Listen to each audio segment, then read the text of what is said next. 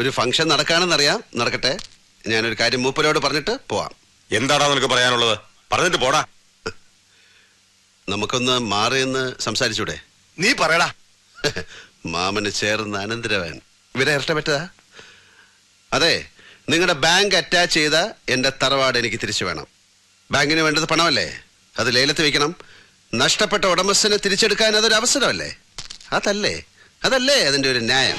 ആ കാര്യങ്ങളൊക്കെ അങ്ങ് ബാങ്ക് വന്ന് പറ. ഇതല്ലാനുള്ള സ്ഥലം. ഓ, ബാങ്കേ. റിസർവ് ബാങ്ക് ഗവർണറുടെ റെസിഡൻസി വന്നിട്ട് കുറച്ച് 1000 രൂപ കടം തരുമോന്ന് ചോദിക്കണ പോലല്ലേ? എടോ രാജേന്ദ്ര, ആ തുക്കണാച്ചി ബാങ്കിന്റെ ആഫീസിൽ കാർത്തികേയൻ വന്ന് പരാതി ബോധിപ്പിക്കൊന്നുമില്ല. കാര്യം മുണ്ടക്കൽ ശേഖരൻ നമ്പ്യാർക്ക് മനസ്സിലാകാനാ ഇവിടെ കയറി വന്ന് പറഞ്ഞത്. നമ്പ്യാരെ, ഈ കളി നമ്മൾ തമ്മിലാണ്. ന്യായം എന്റെ പക്ഷത്തും. അതുകൊണ്ട് തന്നെ ജയവും എനിക്ക് തന്നെ ആവണം. പണം ഈടാക്കാൻ നിങ്ങൾ ബാങ്കിന്റെ ഭാഗത്ത് നടത്തിയ നിയമ നടപടികൾ ഇവിടെ വെച്ച് അവസാനിപ്പിക്കണം. എല്ലാം നിയമത്തിന്റെ വഴിക്ക് നടക്കണം. നീ കോടതി പോയി കേസ് പറയടാ. കോടതിയിൽ കാർത്തികേയൻ പോവില്ല. കോടതി ഞാനുണ്ടാക്കും. എന്നിട്ട് ശിക്ഷയും വിധിക്കും. അനുഭവിക്കേണ്ടി വരും. അമ്മാവനും അനന്തരവനും കൂടെ ഒരേ കയറിൽ.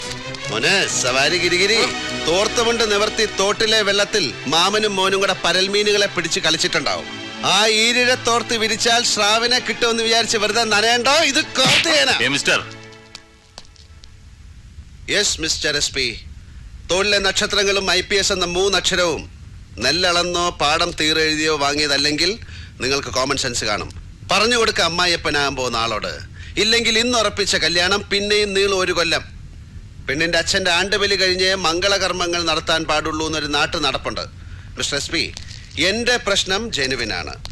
ബാങ്ക് കൈവശമാക്കിയ എന്റെ തറവാട് ലേലത്തിൽ വെക്കണം. എന്ത് വില കൊടുത്തും ഞാൻ തിരിച്ചു പിടിച്ചോളും. അത്രേ ഞാൻ ചോദിക്കുന്നുള്ളൂ. അല്ലാതെ മുണ്ടക്കൽ ശേഖരന്റെ പുരയിടത്തിന്റെ പിന്നാമ്പറത്തെ ഒരു 5 സെന്റ് എരന്ന് വാങ്ങാൻ വന്നതല്ല ഞാൻ. ഇത് പറഞ്ഞിട്ട് പോകുന്ന എന്റെ പേര് മറക്കാതിരുന്നാ മതി. കാർത്തികേയൻ.